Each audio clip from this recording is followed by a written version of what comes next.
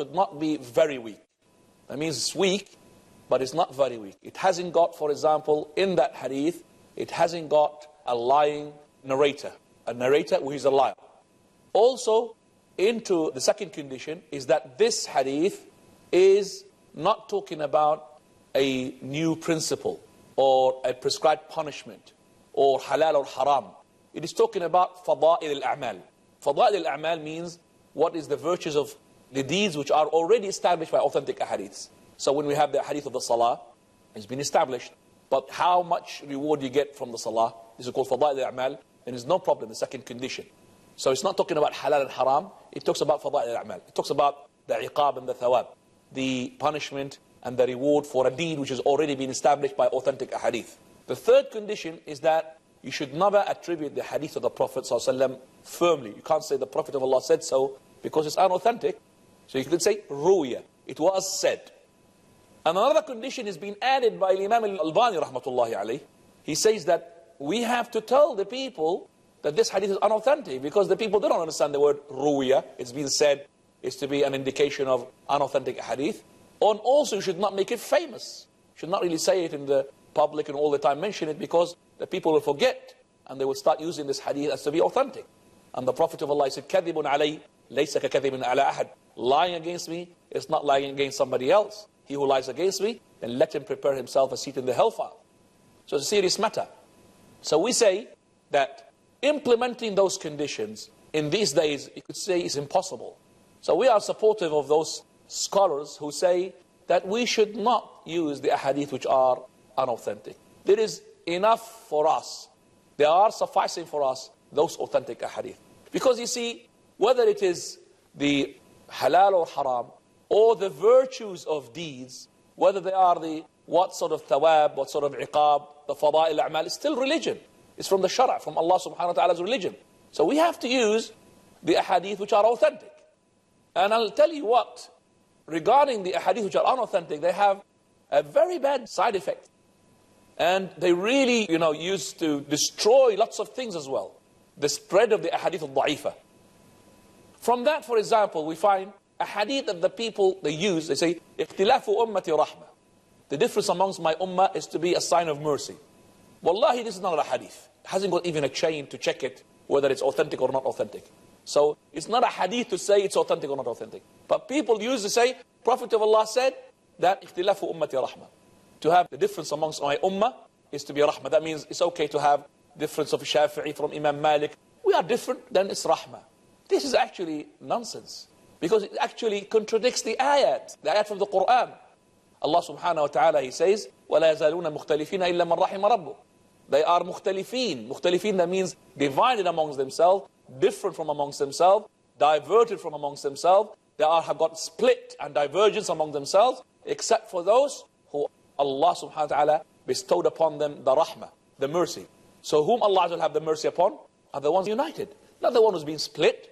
And that's why Imam Ibn Hazm, he said, if splitting is to do with rahmah, is to do with mercy, then uniting is to do with disaster. Because it's the opposite. Either it's the wrath of Allah or the rahmah of Allah. So that means if the rahmah of Allah is upon those people who are differing from one another, then the wrath of Allah, the ghadab of Allah, the sakhatullah, is upon those people who are united. And this is nonsense. And Allah subhanahu wa ta'ala, He says, وَلَوْ كَانَ مِنْ عِنْدِ غَيْرِ اللَّهِ لَوَجَدُوا فِيهِ اخْتِلَافًا كَثِيرًا.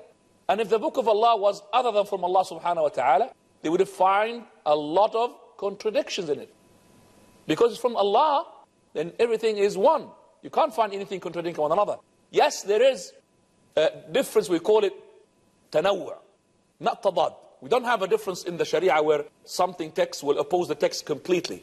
No, it can't be like this. But we have something which we call, like we could choose. Like for example, in the opening supplication of your prayer, you could choose from the supplication, Subhanakallah bihamdik, or Wajjahtu wajhi, different supplications. Also the salutation upon the Prophet ﷺ, you could choose. Allahumma salli ala Muhammad, wa ala ali Muhammad, or Allahumma salli ala Muhammad, wa ala alihi wa azwajihi wa dhurriyyatihi. Different choices as well. But we don't have something to oppose one another. I'll give you an example. There's a hadith which is authentic, that it says that if you defecate, don't face the Qibla, nor you turn your back to the Qibla. You have to go, to other directions. And there's another one, they attributed to the Prophet ﷺ, where it says, that when the Messenger of Allah had heard of some people, they are not facing the Qibla or turning their back to the Qibla because they don't want to face the Qibla when they are defecating or urinating. He said, حَوِّلُوا بِمِقْعَدَتِي إِلَى الْقِبْلَةِ, turn my potty, you know, where I do my defecation, turn it to the Qibla. Now that hadith is not just unauthentic in its chain, but also it can't be acceptable. It is unacceptable. It cannot come from the Prophet sallallahu alaihi wasallam. Messenger of Allah is ordering us not to face the Qibla when we defecate. And then another hadith says, oh, those who are not facing the Qibla while they are defecating, they're doing something wrong. Turn my potty towards the Qibla.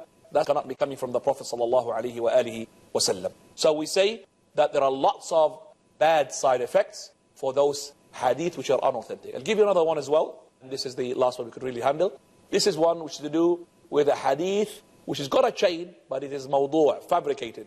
أصحابي كالنجوم بأيه مقتديتم اهتديتم. My companions are to be like the stars. You follow any of them, you will be guided. Now this one is unauthentic and fabricated.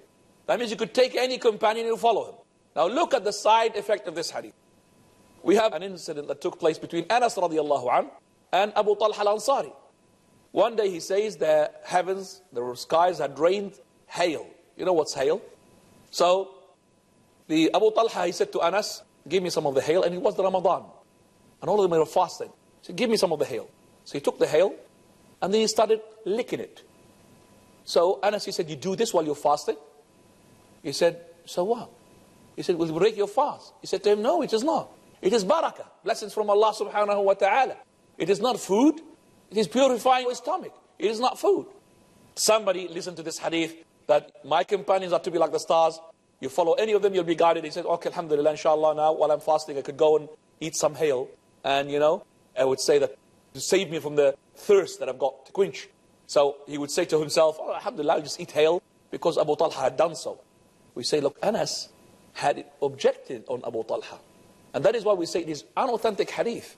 And this hadith is fabricated. So it's very important to know that the ahadith al-sahiha is the one which would suffice us. And the ahadith al-da'ifa, we should keep away from it. And the best book to read for that issue is the book of Silsila al-da'ifa of our Shaykh al-Albani, rahimahullah. So alhamdulillah, now we're coming to the last point regarding the issue of our book. And inshallah, next episode we'll start with the ahadith. The last point is to do with the book itself, what it contains. This book, it talks about the teaching and the education of manners. And manners are very important. Manners with Allah subhanahu wa ta'ala, manners with the Prophet, manners with the parents, manners with the husband and the wife, manners with the orphan, manners of how we conduct with the people. All of those are manners. So it is very important to learn these manners, because we know for a fact that the Prophet ﷺ, he said, أثقل شيء في الميزان يوم القيامة حسن الخلق. The heaviest thing in your scale on the day of resurrection is good manners. So this book, we are in need of it. The hadith in this book, we are in need of it. There are lots of hadith there to learn from it. What to do regarding our neighbors, what to do regarding our parents, what to do regarding our servants, what to do regarding our husband and our wives. All of these matters we have to learn. So it's mashallah, it's a great book. So let's inshallah, in the next episode, take some of these ahadith and learn from the etiquette of the master of the etiquettes, that is Prophet Muhammad sallallahu alaihi wasallam. أسأل الله سبحانه وتعالى أن ينفعنا بما قد قلنا وآخر دعوانا الحمد لله رب العالمين. سبحان الله والحمد لله ولا إله إلا الله والله أكبر ولا حول ولا قوة إلا بالله العلي العظيم. Glory be to Allah, all praise to Allah.